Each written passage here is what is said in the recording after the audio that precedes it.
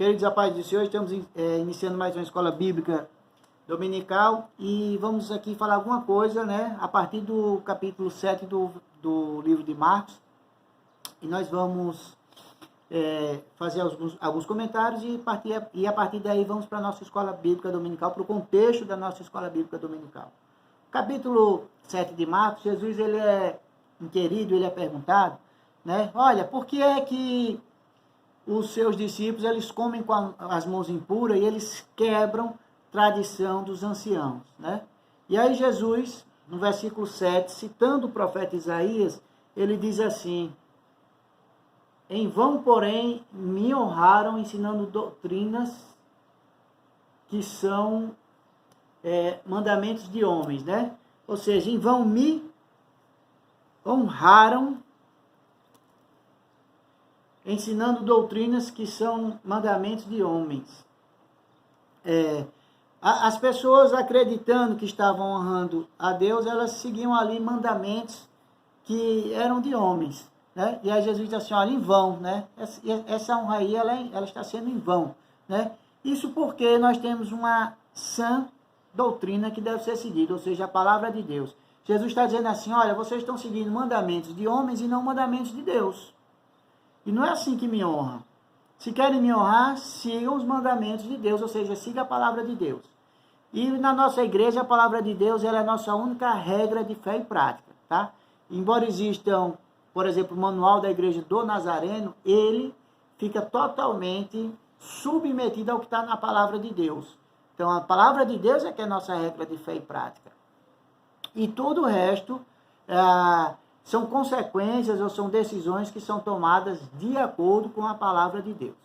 Pensando assim, na Idade Média, na Reforma Protestante, durante a Reforma Protestante, foi pensado, né, e foi, digamos assim, não foi pensado, mas foi exposto 5 solas que a gente chama, que solas na verdade é somente, né, vem da raiz de somente, de só, do latim, e ele vai tratar, digamos assim, de um esqueleto básico do qual a gente precisa acreditar, do qual a gente precisa seguir com relação à nossa doutrina. Porque a gente precisa entender o seguinte, olha, vamos separar aqui o que é tradição de pessoas e vamos separar aqui o que é mandamento de Deus e vamos entender que aqui, sim, é que a gente deve seguir, aqui sim que deve ser a nossa regra de prática. Então, quando a gente fala em solas, né, nas 5 principais, porque, na verdade, em uma leitura um pouquinho mais aprofundada, eu vi que existem outras, mas essas aqui são as principais. Então, elas fazem parte da doutrina de Deus. E toda a igreja que se diz evangélica, que se diz protestante, ela realmente tem que ter uma ideia, ela tem que seguir esse escopo aqui dessas 5 solas, tá? Então, a primeira delas, a gente vai chamar de sola fide, ou seja, somente pela fé. E o que é que significa isso? Significa que nós cremos que a salvação vem somente pela fé. Não há outro tipo de debate, não há outra alternativa para a salvação, a não ser a fé, tá? Operada ali pelo Espírito Santo, mas a salvação, ela vem pela fé. Ela não vai vir por obras que a gente pratica, ela não vai vir por filosofias, digamos assim, pensamentos mais elevados, porque existia até na época de Cristo doutrinas que acreditavam que o conhecimento é que levava à salvação, mas que na verdade não é nada disso. A palavra de Deus ela é muito clara quando diz que a salvação vem pela fé, tá? Então essa aqui é a primeira sola. A segunda sola que a gente chama é a sola gratia, ou seja, somente pela graça. E o que é que significa isso? Que nós temos que acreditar só e somente só na misericórdia de Deus, na sua graça. Então, se nós somos salvos, é pela graça de Deus. Se existe milagres na nossa vida, é pela graça de Deus, porque nós não merecemos, né? Só lembrando, graça significa favor imerecido, então nós não merecemos. Ela vem mais ou menos como consequência da fé. Não é interessante? Você tem somente pela fé, né? Embaixo somente pela graça. Por que isso? Porque nenhuma obra também que a gente faça, ela vai fazer com que nós sejamos merecedores diante de Deus. Nós somos pecadores, né? Nascemos pecadores, nascemos caídos. Claro que nós somos convertidos, mas ainda assim tudo que acontece na nossa vida é pela graça de Deus e a gente precisa entender isso, né? Porque às vezes nós nos achamos merecedores. Eu vou fazer tal coisa que é para Deus ter que me abençoar. Não é assim que funciona, né? Funciona pela graça de Deus. Claro que ele abençoa os filhos dele, a Bíblia ela é muito clara com isso, né? Em certa ocasião, até Cristo disse assim, né? Qual é o pai que vai dar, o filho pedindo pão vai dar pedras? Isso aí é muito claro, mas entendendo que é pela graça de Deus, tá? A terceira sola aqui, solis Christus, né? O que é que significa isso? Que a salvação vem pela fé somente pelo sacrifício de Jesus Cristo, tá? Então, assim, não é acreditar que Deus existe. Existem várias pessoas, existem várias filosofias, várias doutrinas que creem que Deus existe. Mas não é acreditar que Deus existe.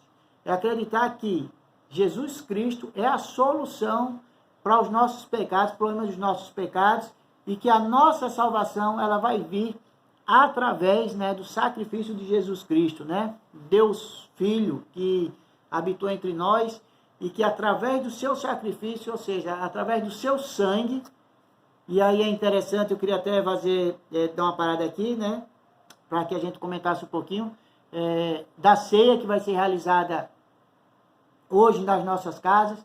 Isso também é algo interessante, porque algumas pessoas acham que isso não está dentro da palavra de Deus, mas está dentro da palavra de Deus, né? Não há na Bíblia nada que diga que a ceia tem que ser realizada só pela igreja, e hoje ela vai ser realizada dentro das nossas casas, o que é uma bênção enorme. Eu tinha falado aqui no grupo que eu vou preparar uma mesa bem bonita amanhã não, hoje, né? Eu estou gravando sábado, tá? Eu estou gravando no sábado, que é para domingo, por isso que eu falei amanhã, mas isso é erro de gravação, né? Se fosse nesses programas de televisão, seria um erro de gravação. Então, assim, vou preparar uma mesa bonita, né? Mas dizer que essa tradição de que sempre existiu, na verdade. Várias vezes os nossos pastores foram às casas das pessoas enfermas e ministraram a ceia lá, tá? E agora nós vamos ter o privilégio de termos ela ministrada na nossa casa, ok? Mas voltando aqui, o sangue de Jesus Cristo, ele foi dado, né, para que uma nova aliança fosse formada. Então,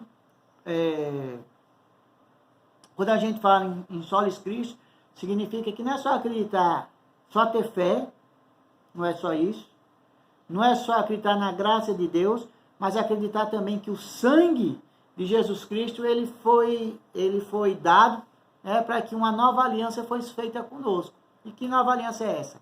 Que quando nós aceitamos Jesus como Senhor e Salvador, os nossos pecados eles foram perdoados e nós voltamos a ter comunhão com Deus. Tá? Então, solis Cristo, né? Primeiro, sola fide, ou seja, somente pela fé. Segundo, sola gratia, somente pela graça, né? Somente pela fé, que a salvação vem pela fé. Somente pela graça, nós não merecemos nada, mas temos que entender da graça de Deus, né? Temos que aceitar a graça de Deus na nossa vida. E pessoas que entendem isso realmente vivem muito mais em comunhão e intimidade com Deus. Solis Cristo significa que Cristo é a solução para os nossos pecados, tá?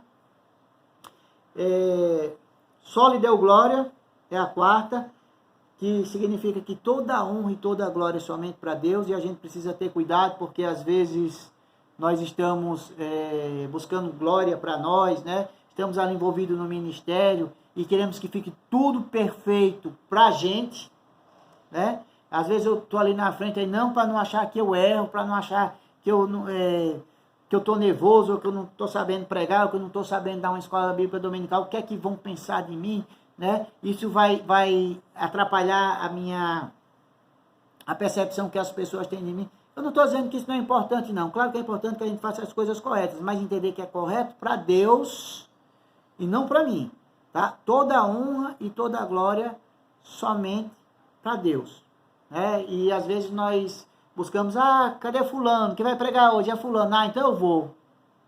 Quem vai pregar hoje fica, não vou. Né? E a gente perde a bênção quando a gente começa a selecionar, né, de quem nós queremos ouvir a palavra de Deus, ou de quem nós queremos ouvir o louvor, ou quem nós queremos que ore por a gente também. Não, fulano não vai orar por mim, não. Eu gostaria que quem orasse para mim fosse cicrano, e a gente começa a perder isso porque nós começamos a botar o foco no homem e não em Deus. Então toda a honra e toda a glória é só para Deus.